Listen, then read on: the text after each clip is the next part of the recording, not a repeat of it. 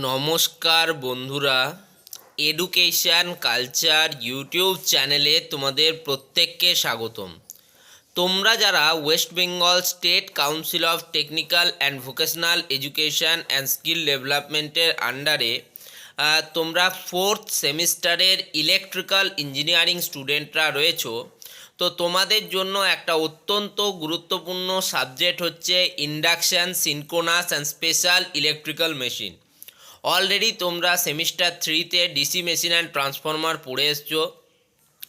এর পরবর্তীকালে সব থেকে ইম্পর্ট্যান্ট টপিক এটি। যে কোনো এক্সামিনেশন থেকে শুরু করে তোমাদের কম্পিটিটিভ এক্সাম প্রত্যেকের ক্ষেত্রে এটা কিন্তু এই সাবজেক্টটা খুবই গুরুত্বপূর্ণ। তো আমি নিয়ে চলে এসেছি তোমাদের জন্য খুব গুরুত্বপূর্ণ suggestion induction, synchronous and special electrical মেশিনের, যার পার্ট 1 ভিডিও অলরেডি কালকে আপলোড হয়ে গেছে আমার চ্যানেল থেকে। আজকে আমরা পার্ট 2 ভিডিও আপলোড করছি। আজকে হচ্ছে 10 তারিখ, হাতে মাত্র আর 10টি দিন আছে তোমাদের। তার মধ্যে তোমাদের প্রিপারেশান কমপ্লিট করতে হবে, তার জন্য এই সাজেশানগুলো তোমাদের জন্য খুব ফ্রুটফুল হবে। তো চলো দেখে নিই একদম প্রথম প্রশ্ন থেকে। আজকের প্রশ্ন পার্ট 2 আজকে আমরা আলোচনা করছি। আমরা পার্ট 1 অলরেডি আপলোড করে দিয়েছি, পার্ট 2 নিয়ে আলোচনা করছি। তো চলো দেখা যাক প্রথম প্রশ্ন আজকে। টোটালে 6 নম্বর প্রশ্ন। কি বলছে? Right short note on the following. নিম্নলিখিত দেখো তিনটে তোমাদের স্পেশাল টাইপ অফ মোটর দেওয়া আছে এবং তাদের শর্ট নোট লিখতে বলা হচ্ছে, যে কোনো দুটো। তবে আমি বলবো যেহেতু আমি সাজেশনে দিয়েছি তিনটেই তোমরা করবে। কি কি আছে দেখো।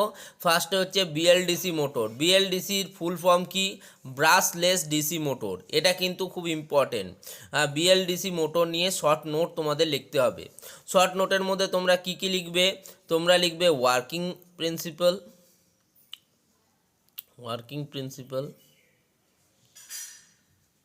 প্লাস বেসিক ক্যারেক্টারিস্টিক্স, প্লাস তোমাকে লিখতে হবে অ্যাডভান্টেজেস, প্লাস তোমাকে লিখতে হবে কিন্তু অ্যাপ্লিকেশনস। এই জিনিসগুলো তোমরা লিখলে কিন্তু তবে গিয়ে একটা প্রশ্ন কমপ্লিট হবে, তোমার উত্তর লেখা পুরো কমপ্লিট হবে। Working principal plus basic characteristics plus advantages plus applications. তো দেখো প্রথমে দিয়েছিল বিএলডিসি ব্রাশলেস ডিসি মোটর, তারপর এসি সার্ভো মোটর এবং 3 নম্বরে স্টিপার মোটর। তুমি যদি ভালো করে জানো, আমি আগের পার্টেও বলেছিলাম যে এবার কিন্তু সার্ভো মোটরের ইম্পর্টেন্স রয়েছে তোমাদের এক্সামিনেশনে।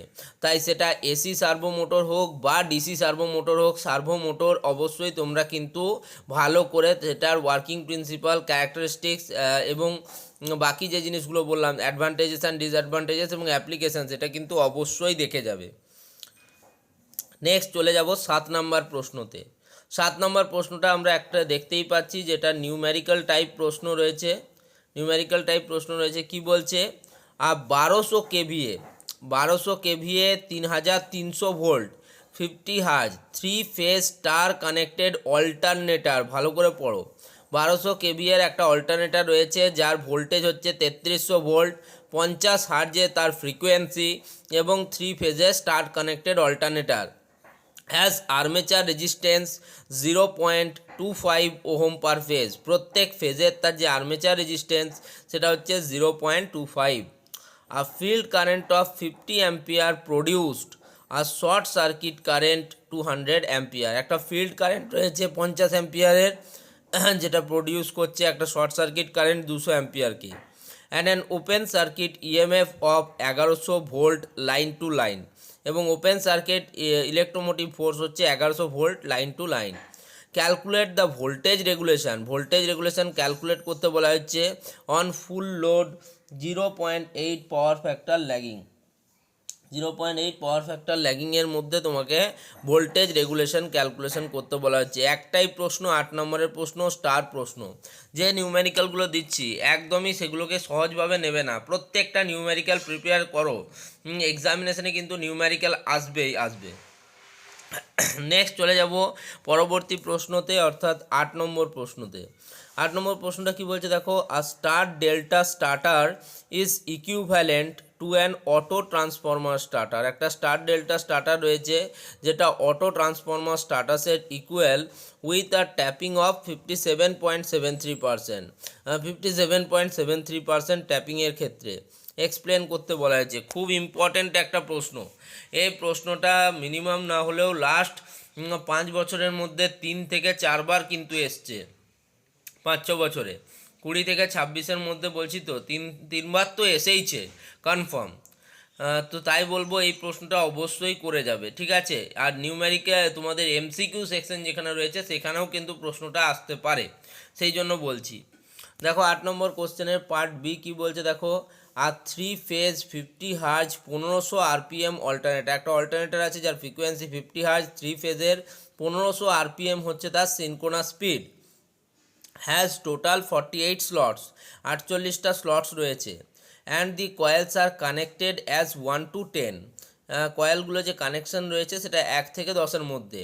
The value of pitch factor is, সেক্ষেত্রে পিচ ফ্যাক্টরের ভ্যালু কত হবে, খুব ইম্পর্ট্যান্ট প্রশ্ন, ঠিক আছে। নিউমেরিক্যাল যত করবে তোমার কিন্তু মাইন্ড বডি দুটোই শার্পেন হবে কিন্তু প্রশ্নের ক্ষেত্রে।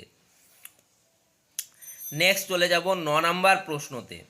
9 নম্বর প্রশ্নটা দেখো একটা গুরুত্বপূর্ণ প্রশ্ন। প্রথমেই দেখো কি বলছে, draw torque slip characteristics of induction motor. Induction মোটরের ক্ষেত্রে টর্ক স্লিপ ক্যারেক্টারিস্টিক্স কিন্তু খুব খুব ইম্পর্টেন্ট। যে কোনো বছরের ক্ষেত্রে যেমন ইম্পর্টেন্ট, এবছরে এটা ইম্পর্টেন্ট, ঠিক আছে। 2024 সালে কিন্তু তোমাদের এসছিল এই প্রশ্নটা, draw torque slip characteristics of induction motor. বোঝাতে পারলাম? নেক্সট পার্ট বিতে দেখো কি বলছে, define pitch and distribution factor of alternator. একটা অল্টারনেটারের ক্ষেত্রে পিচ ফ্যাক্টর এবং ডিস্ট্রিবিউশন ফ্যাক্টরকে ডিফাইন করতে বলা হয়েছে। এটাও খুবই ইম্পর্ট্যান্ট একটা প্রশ্ন, ঠিক আছে। সিতে কি বলছে দেখো, explain why a synchronous motor does not have starting torque. একটা সিনক্রোনাস মোটরের ক্ষেত্রে তার যে স্টার্টিং টর্ক সেটা কেন মজুদ থাকে না। খুব ইম্পর্ট্যান্ট প্রশ্ন। দেখো 3টে প্রশ্ন এখানে রয়েছে, 9 নম্বর প্রশ্নটা 3টে প্রশ্নই কিন্তু খুব খুব গুরুত্বপূর্ণ, ঠিক আছে। তোমরা যখন ম্যাট্রিক্স বা অন্যান্য কোনো বই ফলো করবে বা তোমরা কিন্তু যে কোনো ধরনের তুমি স্যারের সাজেশন ফলো করবে, এই প্রশ্নগুলো তোমরা কিন্তু পাবেই, ঠিক আছে। 10 নম্বর প্রশ্নতে চলে যাব। দেখো 10 নম্বরটার প্রশ্নেরও 3টে পার্ট রয়েছে। প্রথম পার্টে বলছে দেখো, explain the effect of change of excitation of a synchronous motor on it's armature current. তো চেঞ্জ অফ এক্সাইটেশন সিনক্রোনাস মোটরে হওয়ার ফলে তার আর্মেচার কারেন্টের কি পরিবর্তন হয় সেটা জানতে চেয়েছে, এর জন্য রয়েছে কিন্তু 3 মার্কস। নেক্সট দেখো 10এরই পার্ট বিতে কি বলছে, state the application of synchronous motor. Synchronous মোটরের যে বিভিন্ন ধরনের অ্যাপ্লিকেশান, ইন্ডাস্ট্রিতে অ্যাপ্লিকেশান, ঠিক আছে, ডোমেস্টিক হাউসহোল্ডে অ্যাপ্লিকেশান, সেই সমস্ত কিছু তোমাকে কিন্তু লিখতে হবে, তার জন্য কিন্তু রয়েছে 2 মার্কস।